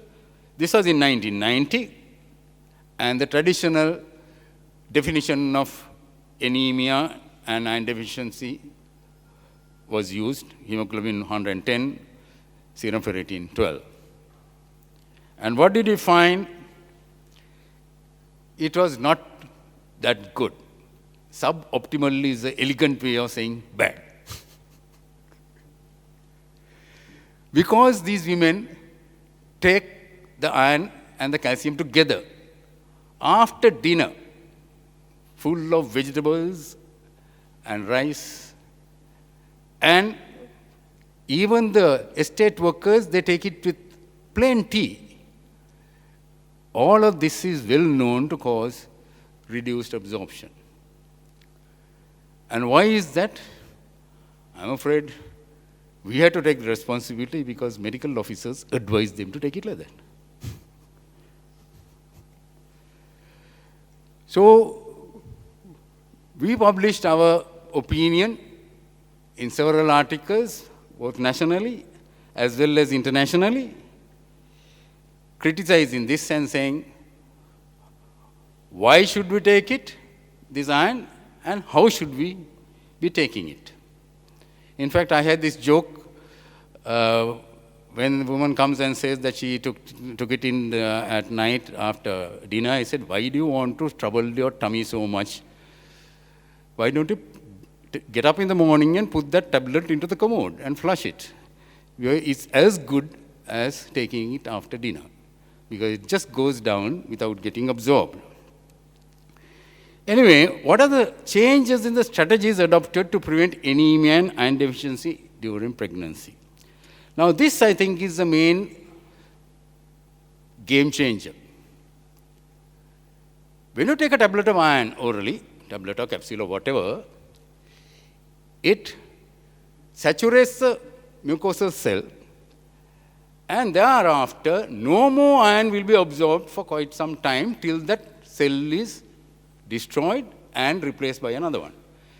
And also, it prevents further absorption and also gives the bad side effects. So the idea is, if you give it intermittently, you saturate one cell, or those cells, all the cells, then some will go in. Obviously, 100% will not go in, whatever it is. Maximum will be about 30% if you are really iron deficient. Otherwise, on average, it's about 10 to 15%. So this intermittent dosages concept came because of that. And with that, you can improve compliance because side effects are less. So now comes the question, not why and how, but also how frequently. So that's where we started our studies on intermittent supplementation. First, we started with weekly, and we used a common hematinic, which is commonly used by everybody, without doing it in a artificial research situation. It's a very small study, not a randomized control trial, with what we call a before and after intervention.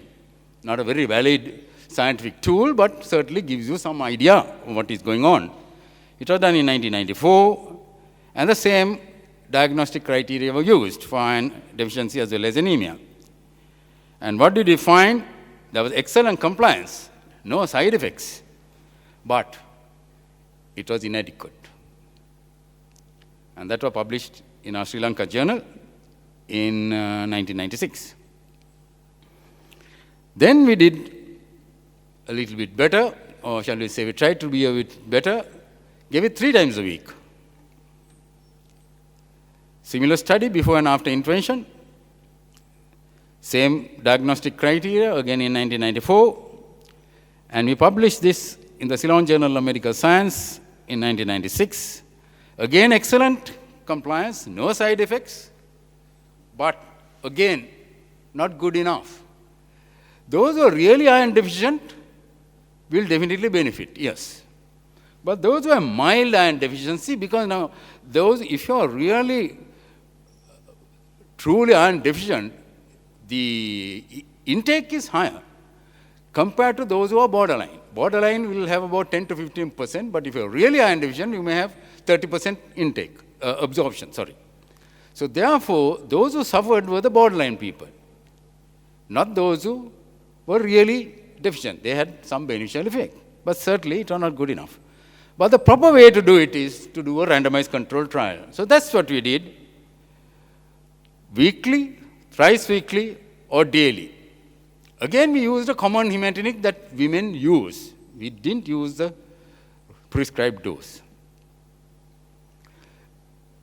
And it was in 1995, the same diagnostic criteria. And what did we find?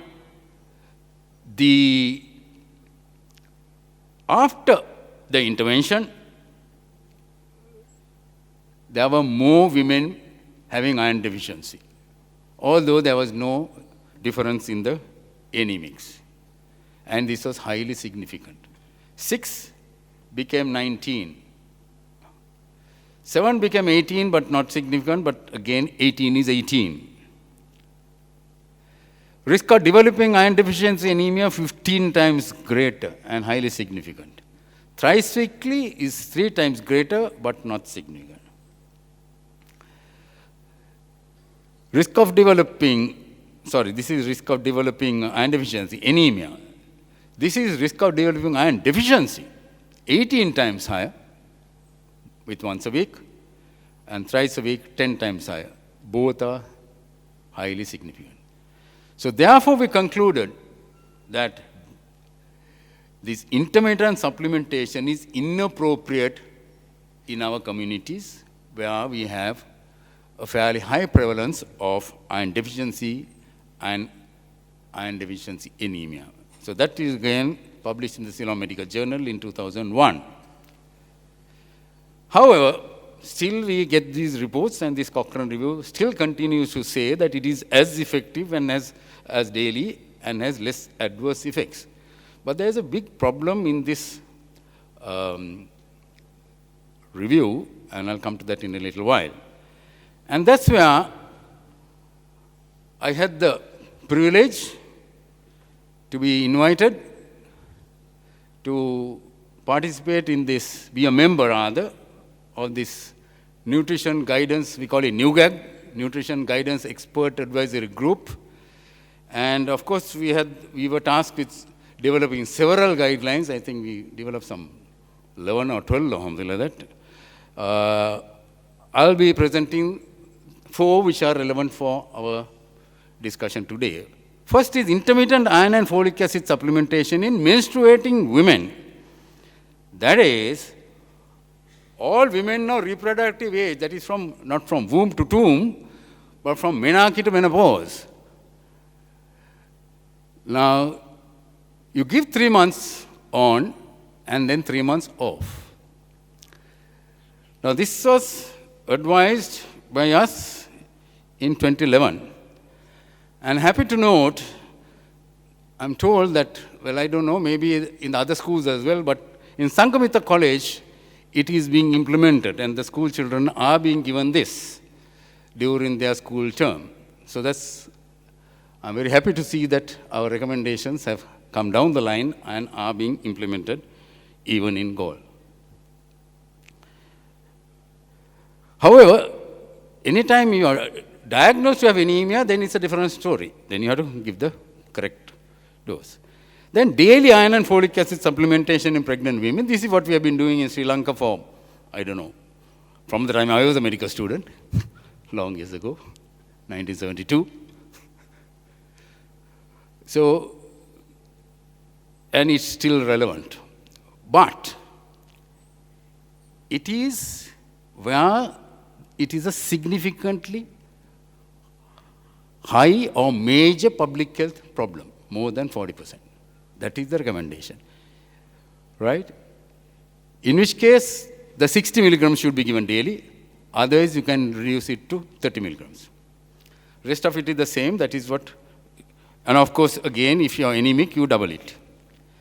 And you are supposed to continue in the postnatal period or the postpartum period in the puerperium up to 3 months. That's the recommendation. This is 2013. So now we want to know, now in 1990 we said anemia is 56%, iron deficiency is 69%, and therefore this intermittent iron intermittent iron supplementation prophylactically is not appropriate in our part of the world, or at least in our clinic. We want to know, what about now? What is the rate of iron deficiency and anemia currently in women presenting to the same clinic? So we did a large study, 236 women in 2014. Anemia was diagnosed at the same level, but serum ferritin, we thought we must reconsider this, and we did a regression, we did a sensitivity specificity study with ROC curves, and we found that the serum ferritin value which had the best association with anemia was 30 micrograms per liter, not 12. So therefore, and it had fairly good indices. So therefore, we use that for a cutoff point for iron deficiency. When we use 30 micrograms per liter as the cutoff point for serum ferritin, we found that iron deficiency was 36.9%, yes, still fairly high, hitting a major problem. little less, because 40% is major problem. But anemia was below 20%, 16.6. So we confirmed the findings of our colleagues from Vaunia and Anuradhapura, and also the study done in MRI. So it looks as if, even in GALLE, it is less than 20%. And that is where this particular recommendation, again, which I was there in that forum, in that group, intermittent iron and folic acid. Now here, what is recommended is, when you are not pregnant, you take 60 milligrams of iron, and well, 2.8 milligrams is 400 micrograms is the daily dose into 2.8. So once a week that is given. But when you become pregnant, you just double the iron dose, but the folic acid dose is the same. Now, the most important thing I want you to notice here is that it is only in countries where the prevalence of anemia on pregnant women is below 20%. Now, that I think is where people say I have a big gap. I think that was due to that. In Geneva, I spoke vehemently against a blanket statement and said, if you have iron deficiency, it is not appropriate.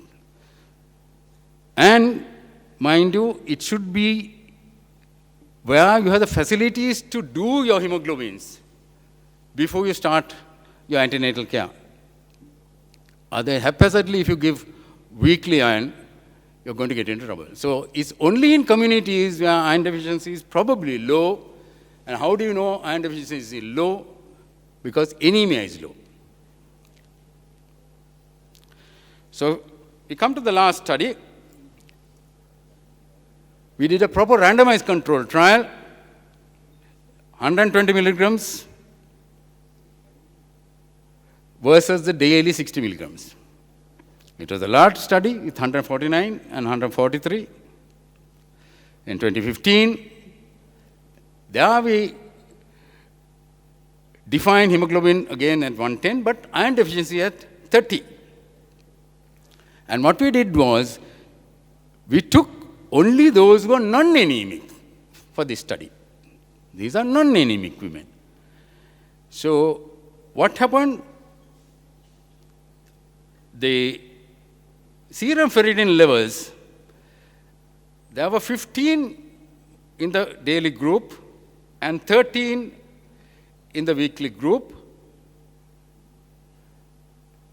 having hemoglobin less than 11 and after supplementation. But you can see that it has come down from 29 to 15 and 28 to 13. This is the iron stores, the iron deficiency, which is very much in contrast to what we found with our previous study in 1990, where it went up.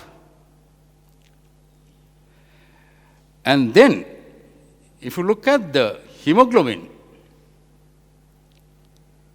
the serum ferritin, and we'll consider those two first, there is no increased risk of becoming anemic, or you take the totality. Because as you can see, 20 here, 53 and 97, and the relative risks are not significant at all. They are less than the unity and not significant at all. So in other words, in contrast to, and if you, this is of course the those who came for follow-up, but when we did an intention to treat analysis, that means we consider those who didn't come back as being anemic, and that's why they didn't kill them. Because intention to treat means either they died and didn't come, or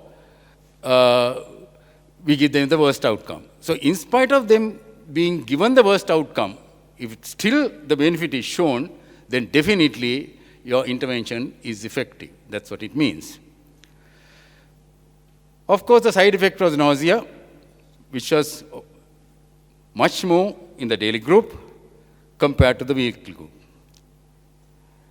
And we published this in the Asia Oceania Journal, Journal of Obstetrics and Gynae, and back again, as you can see, we have come back to the anemia with the E. So if you look at the hemoglobin levels, 11.8 to 11.7, no difference. Hematocrit 34.4 to 36.2. That seems to have improved, but again, no, not significant.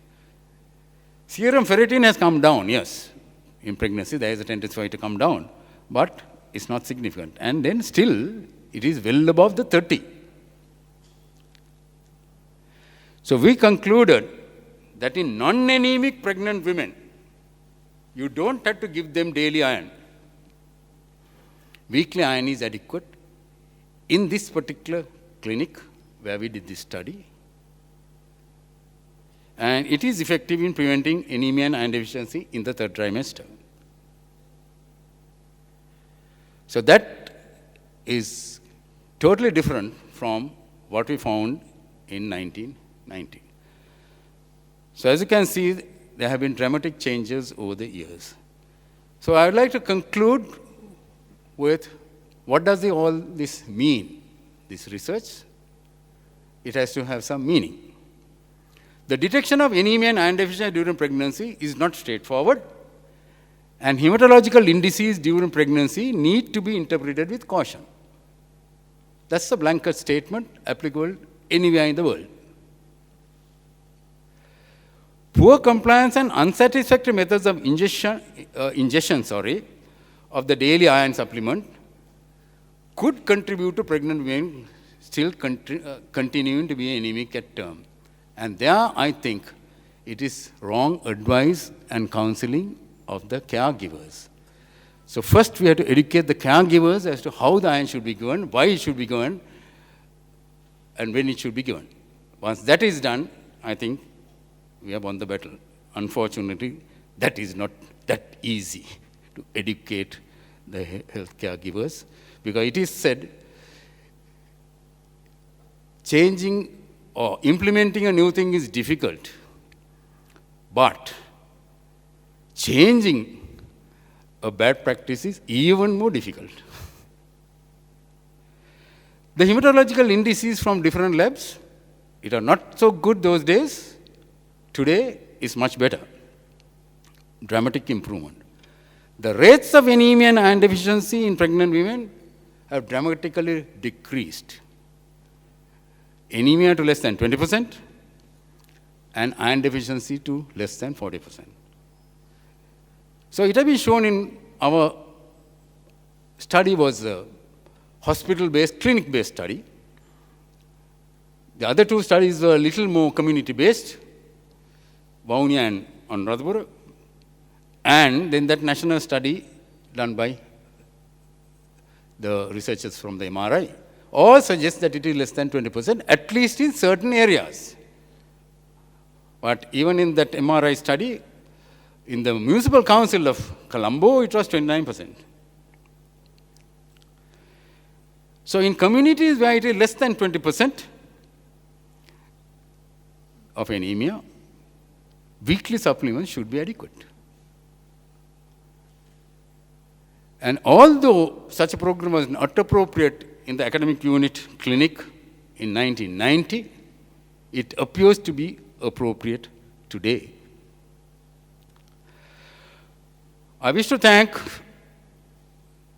those who are involved with me in my research projects, starting with Professor Chandrani Liyanage, Dr. Janaki Karunasinghe, one of my former registrars, Professor Somasiri, Dr. Ruan Fernando, who's now a consultant in England, Dr. Diluk Senadira, a consultant in this country, and Irasha Mampitiya, my former colleague in our department and my former student.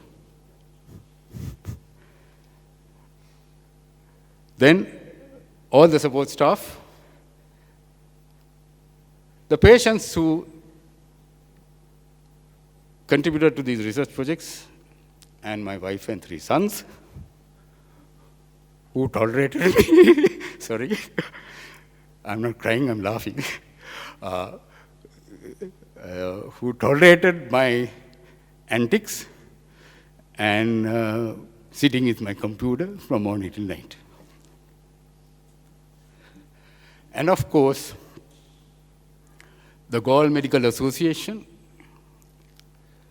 the president and the executive committee, and last but not least, all of you, ladies and gentlemen, who have been patiently listening to this monologue, which I'm very fond of,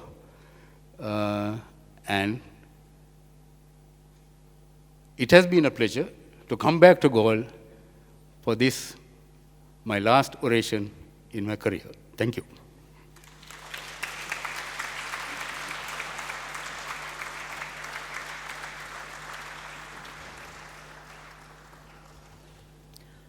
Thank you, Professor, for enlightening us with decades of findings and analysis. Many have lent a hand to make these sessions possible. To recognize the contributions they made, I invite the Joint Secretary of the GALLE Medical Association, Dr. Gayani Liyanage, to propose the vote of thanks.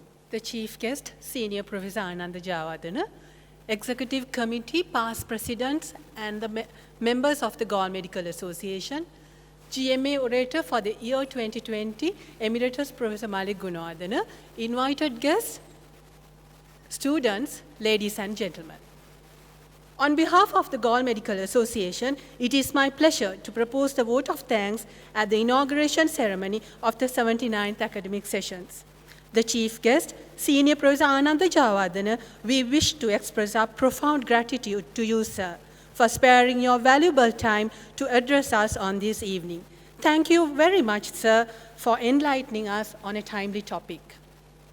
Orator of the 79th academic sessions, Emeritus Professor Malik Gunawardena, we wish to thank you for the trust and esteem placed on us to submit your priceless scientific work for this year's GMA oration. Senior Professor Sujiva Amarasena, Vice Chancellor, University of Ruhuna, thank you, sir, for gracing this occasion. Professor Vasanta Devasiri, Dean Faculty of Medicine, University of Ruhuna. Sir, we value your encouragement and continuous support for GMA activities, and also for permitting us to use this auditorium and its facilities. Thank you very much. Dr. Chantima Siritunga, Provincial Director of Health Services, Dr. Priyantha Jeevaratna, Regional Director of Health Services, thank you for your presence. Dr. Sumit Manatunga, Director Teaching Hospital Mahamodara, and Dr. Nishani Ubesekara, Deputy Director Teaching Hospital Karapitiya, thank you for gracing this occasion. Scholarly reviewers of GMA Oration 2020, we wish to express our heartfelt gratitude for your invaluable service rendered by reviewing the submitted orations this year. We wish to thank all the researchers who have submitted their invaluable scientific work to GMA to be considered for GMA Oration 2020.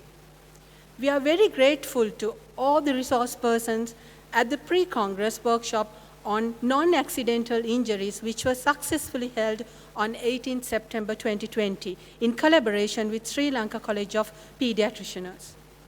We take this opportunity to thank all the guest speakers of the plenary lectures and symposia to be held tomorrow for all the efforts taken to share their knowledge with us. Our thanks should also go to judges and reviewers of the free papers and the chairpersons of all sessions of the academic program. We also wish to thank Mr. Bhanuka Manatunga for taking the task of comparing at the inauguration ceremony and the academic sessions. Your support was invaluable. The group of medical students who will be taking part in the cultural event, we thank you for your commitment and contribution. We must also thank the group of pre-intern doctors and medical students for their support in conducting the inauguration academic sessions, Mrs. Surekha Samanmali, Mrs. Savitri Vijayasiri, and Mrs. Nisansala Vikramasinghe, the management assistants of GMA, for their continuous support in organizing GMA activities, Mrs. Keshini Gamlat for the secretarial assistance, Mr. Harish Pathirana for the assistance with multimedia, Mr. Tarindu Asiri, Mr. A.J. Sampath, and Mr. Ruwan Pushpakumara for the assistance given in the arrangements. We would like to thank all the sponsors for the generous contributions made to make this year's event successful. Auditorium staff, security staff, and janitorial services, Faculty of Medicine, University of Ruhuna, thank you very much for all the support given for the conduct of this event. There are so many of you who have worked tirelessly behind the scene to make this occasion a success. We thank you all for the support given. Finally, we extend our thanks to you all, ladies and gentlemen, for being here with us today, adding glamour to this event. Thank you. Have a pleasant evening.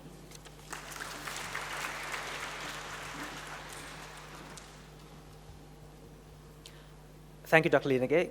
I now invite the members of the head table to take their seats in the audience to enjoy the forthcoming cultural show. What is the recipe for a folk song? What did our ancestors incorporate into their tunes? The wisdom of their forefathers, inspiration from their village labors, and the sounds of hollowed bones and stretched hides. While the recipe might be a bit altered, while the labors of these medical students might be sleepless nights in dimly lit wards far removed from village toils, and while metallic contraptions might take the place of hollowed bones, this assortment stays true to the spirit of folk music, and it'll leave you yearning for simpler times, as all good folk music should. The performance will be short, but I do hope you find it sweet.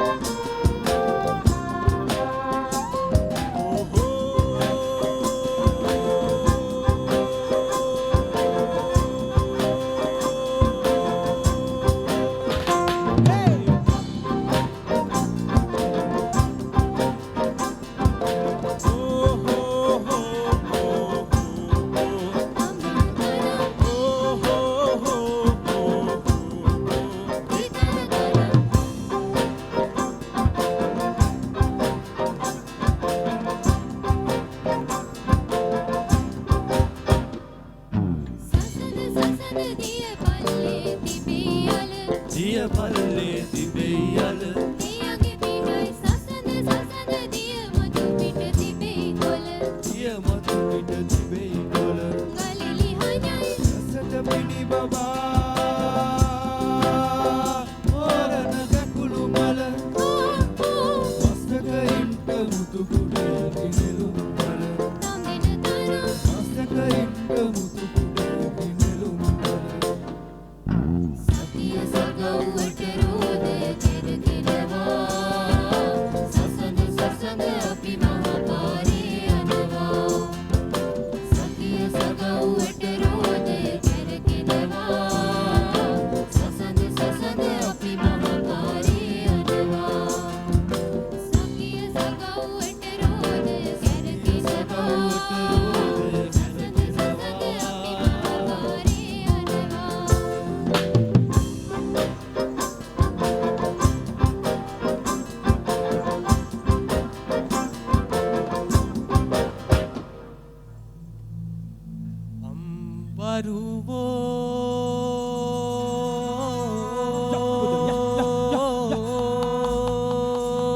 අම්බරුවෝ පින්දරුවෝ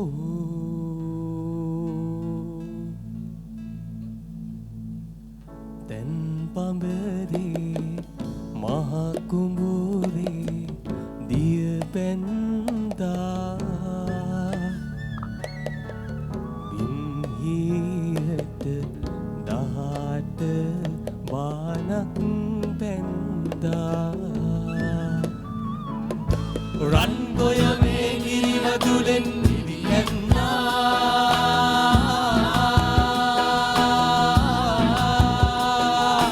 අම්මරුවනේ රට රැකුනේ තොපිහින්දා අම්මරුවනේ රට රැකුනේ තොපිහින්දා කැලේ හැදෙන කිරිමදු ඇල් තාපල්ලා ගොලේ ගලන සීතල දිය වී පල්ලා වෙලේ හිරියා හවර කරන පල්ලා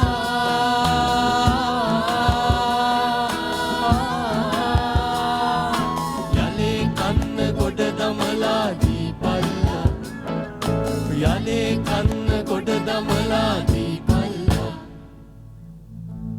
මරියාවට නෑ මේ දුක කීවේ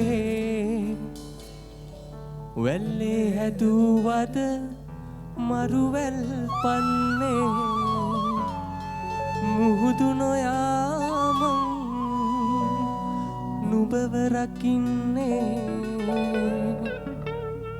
කොහොමද කියපන් මගේ රත්තරනේ හොයා හොයා හොයා හොයා හොයා හොයා හොයා හොයා Oya hoya, oya hoya, oya hoya, oya hoya. Mariyawata ne me duk kiwe, welle haduwada paruwel panne, muhudu noyamam nubawa rakinne, kohomada kiyapan